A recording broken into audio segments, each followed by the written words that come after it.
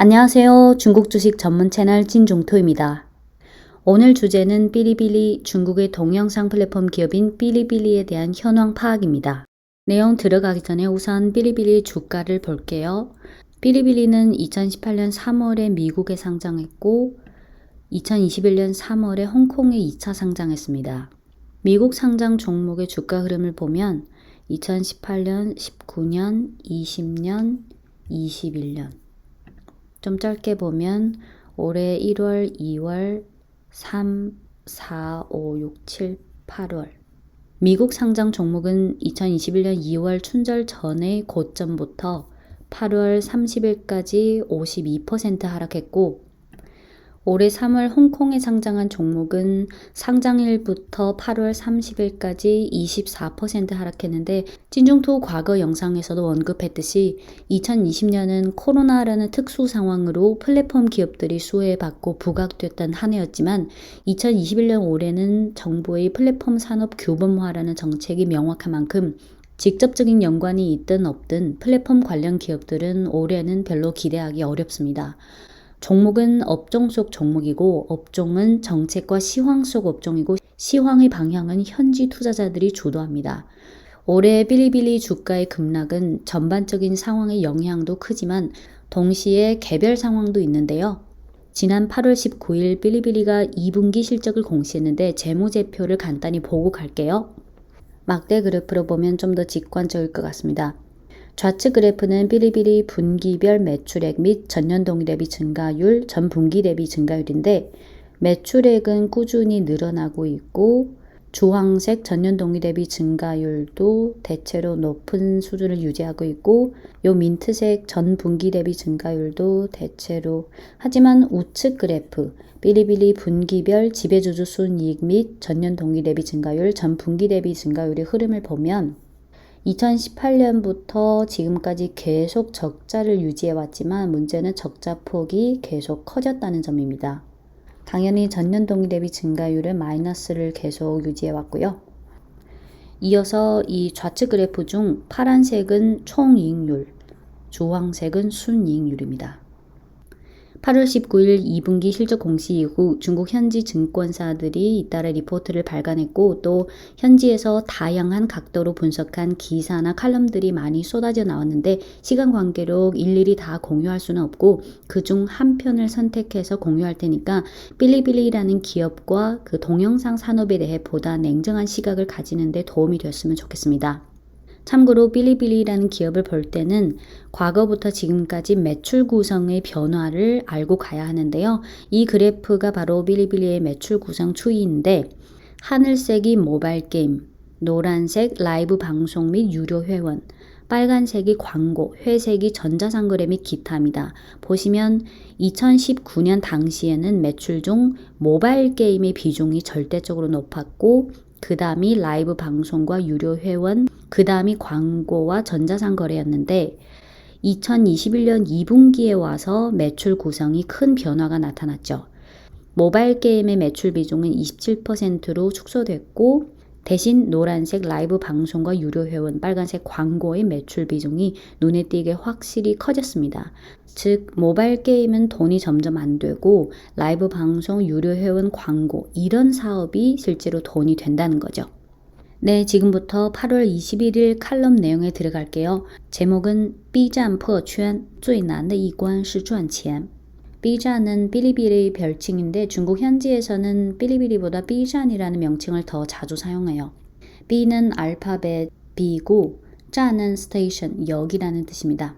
破圈, 破圈, 요 포는 깨트릴 파,圈은 우리 권. 포圈은 어떤 범위나 테두리를 뚫고 나간다는 뜻인데 기업을 말할 때는 초기에 영유했던 사업이나 그 분야를 뚫고 더 큰 발전을 거뒀다는 뜻이고 또 예를 들어 어떤 플랫폼이나 컨텐츠를 말할 때는 초기에는 소수 매니아층 위주로 영유했지만 고객층이 점점 확대됐다는 뜻으로 이해하시면 됩니다. B站, B站, 破圈, 破圈 이 두 개 발음을 기억해 두세요. 이어서 最难的一关是赚钱은 가장 어려운 관문은 돈 벌기, 가장 어려운 관문은 돈을 버는 것이다 하는 뜻입니다.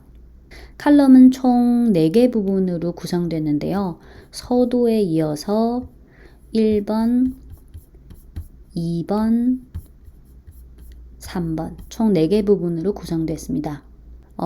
중국 현지 리포트나 기사나 칼럼을 공유할 때 그 중국인이라면 당연히 상식적으로 아는 내용 그리고 자연스럽게 아는 내용들이 많이 나오는데 외국인들에게는 아무래도 생소한 내용일 수 있어서 필요시 제가 간단히 설명할 텐데요.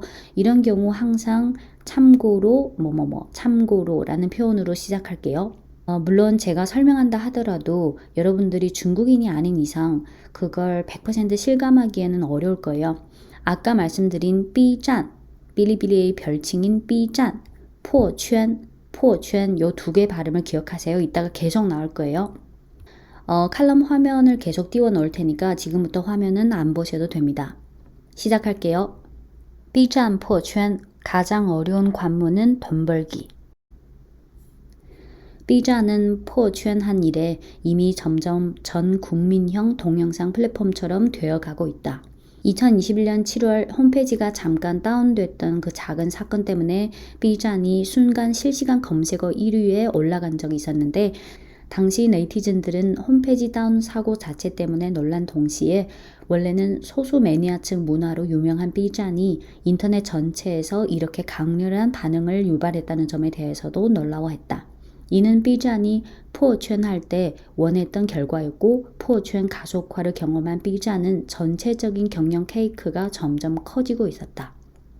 8월 19일 B站이 공시한 2021년 2분기 재무제표에 의하면 2분기 B站매출액은 44.95억 위안으로 전년 동기 대비 72% 증가했고 MAU, 월간 액티브 이용자 수는 2.37억, 모바일 월간 액티브 이용자 수는 2.21억으로 2019년에 설정한 2.2억이라는 목표를 완성했으며 일간 액티브 이용자 수는 6,270만 명으로 전년 동기 대비 24% 증가했다. 이용자 수가 많아졌다. 적자도 늘어났다. 이는 B站 2분기 재무제표에 대한 가장 직관적인 이미지다. 재무제표에 의하면 2021년 2분기 적자가 11.2억 위안으로 전년 동기 대비 거의 배증했다. 이 때문에 외부에서는 B站에 대해 또다시 그 2가지 질문을 제기하게 됐다. 첫째는 B站은 언제 흑자 전환될 수 있을까? 둘째는 포圈한 B站은 중간 길이 동영상으로부터의 경쟁에 어떻게 대면할 것인가? 네, 첫 번째 소제목은 계속해서 확대되는 그릇 또는 끊임없이 커지는 판이라고 번역해도 될 것 같네요. 많은 사람들은 2020년 B站송년 공연을 기억하고 있을 거다. 홍콩 방송국인 TVB의 제이드 채널에서 이 송년 공연을 중계방송한다고 발표했을 때 여론들은 너도 나도 이 조그만 B站이 너무 기세등등하다며 놀라워했다. 谢霆锋 5月天부터 아이언맨 5条人까지 仙剑奇侠传에서英雄联盟까지 삐리삐리 한 번의 송년 공연 중에 얼마나 많은 요소들이 들어있는지 셀 수도 없었다.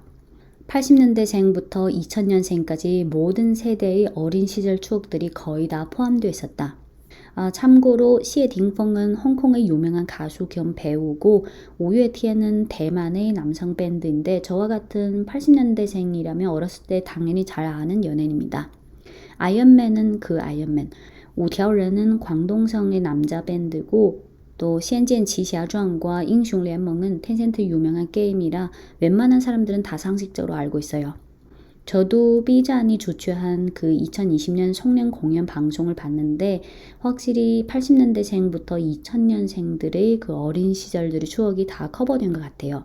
송년 공연 방송 후 공청단 중앙위원회에서 네티즌 이번 송년 공연은 젊은이들을 잘 안다 라는 제목의 논평을 게재했는데 대부분 방송국들이 송년 공연에서 유명한 연예인을 초대해서 인기 있는 노래를 부르게 한 것에 비해 B站의 송년 공연은 젊은이들의 흥미를 차관점으로 해서 프로그램 콘텐츠에 대해 신경 써서 기획을 해서 팬들의 추억 깊은 곳 가장 섬세한 정서를 만족시켰다고 평가했습니다. B站의 이번 송년 공연이 전달하고 싶은 건 진실되고 다원화된 무대이지 단지 특정 분야의 강력한 쇼장이 아니고 전통 2차원적인 흑 아니면 백, 조금이라도 의견이 일치하지 않으면 바로 욕설을 퍼붓는 그런 2차원적인 로직은 더욱이 아니었다. 이는 B잔이 그동안 실현하고 싶은 목표이기도 하고 커뮤니티가 확대되면서 B잔의 그릇도 확대되고 이용자 수도 늘어나고 있다. 빌리빌리 회장 겸 CEO인 전루이는 8월 19일 2분기 재무제표에 대한 설명에서 이용자의 증가에 대해 특별히 자랑스럽게 언급했다. 그는 B잔 이용자 증가의 가장 큰 우위는 이용자 증가의 퀄리티에 있다. 2분기 이용자의 일별 평균 이용 시간이 81분에 달했다. 올해 내로 2.6억의 월별 액티브 이용자 목표를 달성할 자신이 있고 심지어 이 목표를 초월할 수도 있다. 또한 2023년까지 이용자 수 4억 돌파라는 목표를 실현할 자신도 있다고 말했다. 이는 매출액에서도 양호하게 반영됐다. 재무제표에 의하면 2분기 B잔의 광고 매출은 10.49억 위안으로 전년 동기 대비 201% 증가했으며 최근 몇 개 분기의 광고 매출을 보면 계속해서 고성장을 유지해왔다. 이 그래프는 2018년 1분기부터 2021년 1분기까지 빌리빌리 분기별 광고 부문 매출액 및 증가율 추이입니다. 올해 6월까지 입주한 브랜드는 전년 동기 대비 2050% 증가했고 광고의 재계약률이 75%에 달했다. B잔에 대해 익숙한 분들은 아마도 5년 전 동영상 시작 전 광고 삽입을 했을 당시 상황을 기억할 것이다. 2016년 B잔은 일본 애니메이션 5부에 대해 그 애니메이션 시작 전에 광고를 삽입했는데 비록 광고 건너뛰기 기능을 넣었지만 여전히 많은 이용자들이 반대를 받았다. 이 때문에 당시 전루이는 급히 다음 설명을 발표했다. 만약 빌리빌리 이용자분들이 이런 건너뛰기 할 수 있는 광고를 받아들이고 싶지 않는다면 B잔은 차라리 광고 삽입이라는 강제 요구사항이 있는 애니메이션을 제공하지 않겠다고 말한 적이 있습니다. 어떤 브랜드가 B잔을 선택하는 건 하나는 이용자 범위가 지속적으로 확대되고 있다는 점 때문이고 또 한편으로는 B잔 이용자들의 미래의 강력한 소비 능력을 좋게 보고 있기 때문이다. B잔의 모 직원은 기자에게 이렇게 말했다. B잔의 장점은 커뮤니티 분위기와 콘텐츠의 지향점이므로 B잔의 이용자는 가치가 높고 상업 고객의 객단가도 높다. 전에 제가 담당했던 게임 콘텐츠의 상업화 프로젝트는 기타 플랫폼보다 비싸게 팔렸는데 고객들은 그걸 사준다. 동시에 빌리빌리 COO인 리니는 2021년 B잔의 광고량은 늘지 않을 건데 5%를 유지할 것이고 기반 닫기 위주로 할 것이다 고 말한 바 있습니다. 이렇게 보면 B잔은 광고주와 이용자 사이에서 상대적으로 조화로운 관계를 유지할 능력을 완전히 갖고 있고 게다가 B잔의 광고 업무는 미래 성장의 공간과 잠재력도 남겨 있다고 볼 수 있다. 하지만 B잔 이용자 수의 증가 속도는 여전히 둔화됐다. 2020년 2분기 월별 액티브 이용자와 모바일 이용자 수는 전년 동기 대비 각각 55%, 59% 증가했고 일별 액티브 이용자 수는 전년 동기 대비 52% 증가한 데 비해 2021년 올해 2분기의 전년 동기 대비 증가율은 각각 38%, 44%, 24%로 증가율이 좀 하락했다. 2020년 이용자 수의 급증은 코로나 영향을 일부 받았는데 코로나 통제에 따라 이용자 수의 증가 속도도 일정한 영향을 받게 됐다. 네, 이어서 두 번째 소제목은 계속해서 치열해지는 싸움. 포圈한 B잔은 결국 링 위에 올려져서 라이벌과 한판 싸움을 하기 마련이다. 현재 중국 국내 긴 동영상 분야는 아이치이, 요쿠,腾讯视频이 3대 거두가 차지하고 있고 참고로腾讯视频은 텐센트 산하의 동영상 플랫폼의 명칭이에요. 텐센트의 중문명은腾讯, 동영상의 중문은 视频. 현재 국내 긴 동영상 분야는 아이치이, 요쿠,腾讯视频등 3대 거두가 차지하고 있고 짧은 동영상 분야는抖音, 快手가 차지하고 있고抖音은 틱톡의 중문명, 快手는 그 2위, 快手. 짧은 동영상 분야는抖音, 快手가 차지하고 있고 이용자 규모는 포화 수준에 근접했다. 한편 유독 중간 길이 동영상 분야에서는 오직 B잔과 쯔지의跳动 산하의 시과视频의 성량이 비교적 크다. B잔은 빌리빌리고 쯔지의跳动은 바이트댄스의 중문명, 그抖音, 틱톡의 모회사죠. 바이트댄스 산하의 중간 길이 동영상 플랫폼이 시과 视频이에요. 한편 유독 중간 길이 동영상 분야에서 오직 B站과字节跳动 산하의 시과视频의 성량이 비교적 크다. 중간 길이 동영상 분야에서 B站과字节跳动의 직접적인 경쟁은 2019년에 벌써 시작됐다. 시과视频은 B站의 UP主 중 100만 명대의 구독자를 가진 2명의 UP主를 스카우트해갔다. 참고로 UP主는 B站에서 업로더, 크리에이터를 칭하는 명칭입니다. UP主. 그 2명의 UP主는 한 명은 게임 분야의 아오장장이고 다른 한 명은 지식 분야의 우시자이징인데 이 2명의 동영상 조회수는 다 100만 회급입니다. 그 후 B站은 게임 분야의 아오장장을 4천만元의 금액으로 다시 계약해서 경쟁사인 시과视频에서 B站으로 다시 돌아오겠습니다. 참고로 4천만元이면 원화로 72억 원이죠. 중신증권의 조사에 의하면 시과视频은 주로 광고를 통해 현금을 창출하고 국내 동영상 대기업인 아이치이,腾讯视频의 매출은 주로 회원 서비스와 광고에서 나오는데 그중 회원 서비스 매출의 비중이 가장 높다. 즉 유료 회원료죠. B站이 다른 동영상 플랫폼과 크게 다른 점 중 하나는 B站의 매출은 광고 위주가 아니라는 점. 게다가 광고 사업에 동영상 시작 전의 삽입 광고가 포함되지 않고 콘텐츠형 광고에 기울이고 있다는 점이다. 여기엔 구체적으로 모바일로 비리비리를 접속할 때 화면 또는 상단 광고, 홈페이지 화면 상단의 배너 광고 및 온라인 푸시 형식의 광고가 있다. 아이치이,腾讯视频처럼 동영상 시작 전에 톡하면 100초의 광고가 삽입된 데 비해 B站의 광고 투입은 이용자들에게 있어서 보다 더 자연스럽고 자유도가 더 높아서 이용자들이 이용 체험을 보장했다.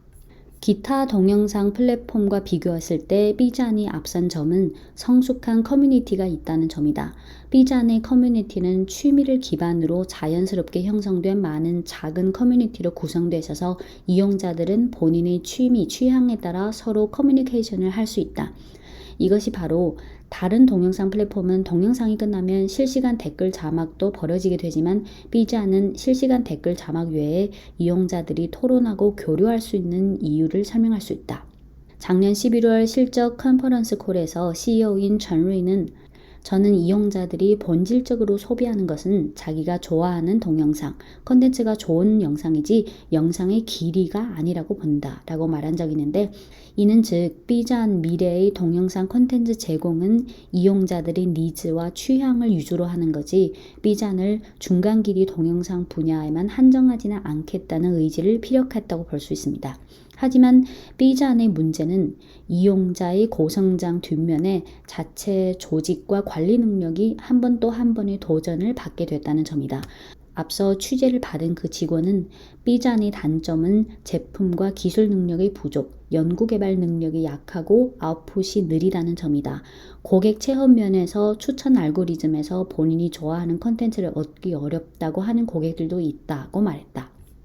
이는 마침 라이벌인 시과视频의 강점이다. 시과视频은 모기업인 바이트댄스라는 큰 배경에 기대어 있어서 바이트댄스 산하의 짧은 동영상 플랫폼인抖音, 틱톡과 뉴스 플랫폼인 今日头条와 라이선스 콘텐츠 등 면에서 보다 우수한 융합을 실현할 수 있고 운영과 알고리즘 면에서 바이트댄스의 강점을 더 발휘할 수 있다. 게다가 지금 이 분야로 진입하는 플레이어들이 점점 많아지고 있다. 시과视频은 올해 6월 중간 길이 동영상 파트너 계획을 발표했는데 관련 데이터에 의하면 중간 길이 동영상 파트너 계획 출범 후 지금까지 6,300명의 크리에이터가 구독자 배증을 달성했고 12.5만 명이 현금 수익 창출을 실현했고 3,628명의 크리에이터의 월 수입이 10,000元을 넘어섰다. 知乎의 동영상 크리에이터 수. 참고로 知乎는 중국 현지 지식 공유 플랫폼 포털이에요. 知乎. 知乎의 동영상 크리에이터 수는 올해 2분기 매월 75%의 속도로 늘어나고 있고 일별 동영상 업로드량은 전년 동기 대비 3배 늘었다. 소셜 네트워크인 웨이보의 올해 2분기 재무제표에 의하면 동영상 계정 개설수가 1,000만을 넘었고 그중 구독자가 100만 명 이상 규모인 계정이 3만 개를 넘어섰고 오리지널 제작 동영상 업로드 수는 전 분기 대비 배 이상 늘었다. B자는 지금 이런 국면을 변화시키기 위한 시도를 하고 있다. 2분기 재무제표에 의하면 2분기 연구개발 지출은 6.74억 위안으로 전년 동기 대비 104% 증가했고 일반 및 행정 지출은 4.36억 위안으로 전년 동기 대비 109% 증가했는데 이는 주로 연구개발 인력, 사무 인력 비용 및 스톡옵션 비용, 임대료 비용이 증가했기 때문이다. 네, 지금까지 서두에 이어서 첫 번째 부분, 두 번째 부분까지 번역해드렸는데 첫 번째 소제목은 계속해서 확대되는 그릇 또는 끊임없이 커지는 판, 두 번째 소제목은 계속해서 치열해지는 싸움, 이어서 세 번째 소제목은 계속해서 제기되는 수익 문제. B자의 수익 문제는 이미 지겨울 정도로 언급되어 문제이면서도 문제로 삼지 않아도 될 문제라고 할 수 있다. 문제로 삼지 않아도 된다고 하는 이유는 매우 간단하다. 첫째는 B자니 총이익, 즉 총수입에서 본전만을 제외한 이익. 첫째는 B자니 총이익이 있다. 2분기 실적에 의하면 B자는 총이익이 9.89억 위안으로 전년 동기 대비 63.7% 증가했다. 둘째는 B자니 돈이 모자라지 않다는 점이다.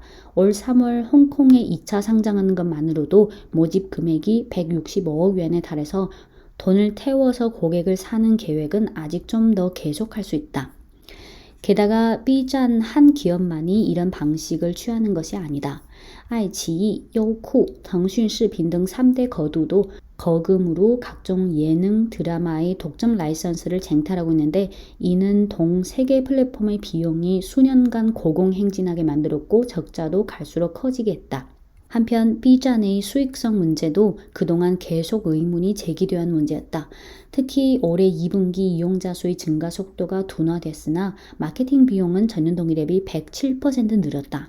게다가 원가 비용의 증가율이 74%고 매출액의 증가율이 72%라서 즉 비용 증가율이 매출 증가율보다 높아서 매출 총이익률이 하락을 초래했는데 매출 총이익률은 올해 1분기에 24.04%에서 2분기에 22%로 하락했고 작년 2분기의 23.08%보다 더 낮았다.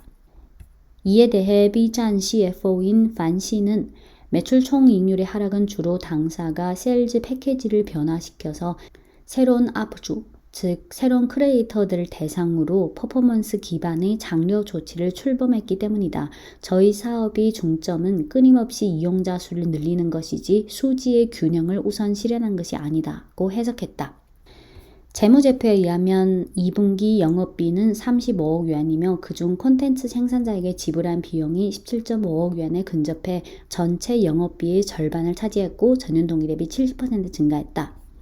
돈을 태워서 고객을 맞바꾸고 업주들에게 비용을 지불해서 좋은 콘텐츠를 바꾸는 것은 B잔이 포취하는 데 있어서 필연적으로 치를 대가다. 게다가 2023년까지 4억이라는 월간 액티브 이용자 수 목표를 달성하기 위해서는 투자는 여전히 줄일 수 없다. 하지만 고성장에서 저성장 시대의 도래에 따라 신규 이용자 수 확대의 어려움도 예전보다 계속 커질 수밖에 없다. 돈 태워서 고객을 맞바꾸는 방식은 그에 해당되는 매출액을 기여하지 못할 가능성이 있고 이로써 발생하는 적자는 자연스럽게 날로 늘어나게 된다. 회장 겸 CEO인 전루이는 재무제표 설명 시 게임 사업의 발전에 대해 재차 언급했다. 그는 지난 2분기 게임 매출의 증가율은 둔화됐는데 이는 주로 공급 측의 원인이다. 게임 매출이 늘어나려면 신규 게임이 들어와야 하는데 올 상반기 동안 게임 시장은 전반적으로 판호를 취득한 게임이 너무 적었다. 참고로 판호, 하오는 중국에서 게임 서비스 허가를 말해요. 판호. 올 상반기 동안 게임 시장은 전반적으로 판호를 취득한 게임이 너무 적었다고 전루이는 말했다. 동시에 전루이는 향후 B자는 자체 개발 게임 쪽에 투자를 늘릴 거다고 말했다. 올해 8월 4일 빌리빌리는 처음으로 자체 개발 제품을 공개했는데 신규 게임 발표회에서 10개의 독점 판매 게임 외에 6개의 자체 개발 게임도 발표했다. 하지만 게임 분야가 강력한 관리 감독을 받고 있는 큰 배경에서 투자자들은 너무 많은 희망을 전루이가 말하는 그 스토리에 따옴표가 있어요. 투자자들은 너무 많은 희망을 전루이의 스토리에 베팅하고 싶어 하지 않았다. 2분기 실적 발표 다음 날인 8월 20일 B잔 홍콩 종목의 종가는 494 홍콩달러로 전일 대비 5.18% 하락했다. 홍콩 종목의 주가는 이미 고점 대비 근 50% 하락했다. 수익의 포천이 언제 도래될지, 즉 흑자 전환이 언제 도래될지 이는 이제부터 B잔이 잘 고려해야 할 문제일 뿐만 아니라 동영상 산업이 살 길을 만들어낼 수 있을지 여부의 문제이기도 하다. 네, 오늘은 빌리빌리가 지난 8월 19일 2분기 실적 공시 이후 중국 현지 칼럼 중 8월 21일 이 칼럼을 선택해서 공유드렸습니다. 소제목을 다시 한번 반복하자면 첫째, 계속해서 확대되는 그릇 또는 끊임없이 커지는 판. 둘째, 계속해서 치열해지는 싸움. 셋째, 계속해서 제기되는 수익 문제. 이 외에도 빌리빌리에 대해 다양한 시각으로 냉정하게 분석하는 현지 글들이 많지만 오늘은 일단 여기까지 하고요. 네, 끝으로 드리고 싶은 말씀은 예전에도 몇 번 말씀드린 적 있지만 한국 주식의 경우는 일단 언어적인 장벽이 없어서 여러분들이 알아서 정보를 검색해서 공부할 수 있지만 중국 주식의 경우는 여러분들이 한글화된 정보를 접하기가 어렵거나 또는 아예 접하지 못한다고 해서 그 정보들이 아예 존재하지 않는 것은 아닙니다.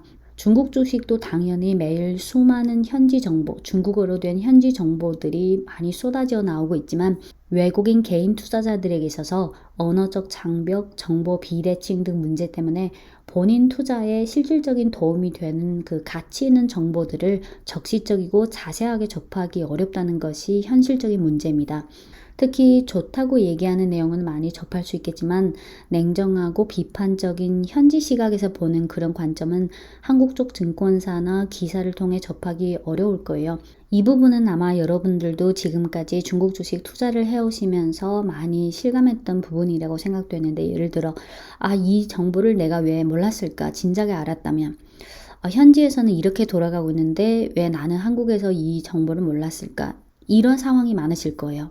친중토의 역할 중 하나가 바로 이런 괴리를 조금이라도 축소하는 것이라고 생각하는데 이 괴리가 바로 중국 현지에서 실제로 돌아가는 상황과 한국인 개인 투자자들이 중국 주식에 대한 상황 파악, 그 인식 간의 괴리를 말합니다. 중국 주식은 수천 개의 종목이 있고 아시다시피 저는 지금 친중토를 혼자서 하고 있어서 한국인 투자자들에게 실질적으로 도움이 되는 그 분석 정보를 동시다발적으로 제공하는 것은 현실적으로 불가능합니다. 이런 상황에서 여러분들이 할 수 있는 부분은 아마도 증권사 쪽에 본인이 실제로 원하는 정보를 계속 문의하는 것이 아닐까 싶습니다. 어떤 구조나 상황이라는 게 하루 이틀에 바뀔 수 있는 것도 아니고 이게 상당한 시일이 걸리는 과정이겠지만 한국에서 중국 주식에 투자하는 사람은 여러분들이고 증권사에 수수료를 내는 사람도 여러분들입니다. 그럼 이 업계가 여러분들이 원하는 방향, 여러분들이 중국 주식 투자에 실질적으로 도움이 되는 그런 방향으로 돌아가도록 만들 수 있는 사람도 여러분들이 아닐까 싶습니다. 물론 찐중토 영상 밑에 본인이 실제로 궁금한 걸 댓글로 질문을 많이 해주셔도 좋습니다. 제가 모든 질문에 일일이 다 답장 드린다는 장담은 드릴 수 없지만 적어도 여러분들이 댓글이나 피드백을 통해 여러분들이 실제로 궁금해 하시는 게 무엇이고 여러분들을 비롯한 한국인 개인 투자자들의 생각이 중국 현지 상황과 어느 정도의 괴리가 있다는 걸 제가 판단하는 데도 도움이 될 것이고요. 이런 부분들이 찐중토 영상 제작에도 많게든 적게든 반영될 수 있을 것이라고 생각합니다. 네, 지금까지 중국 주식 전문 채널 찐중토였습니다.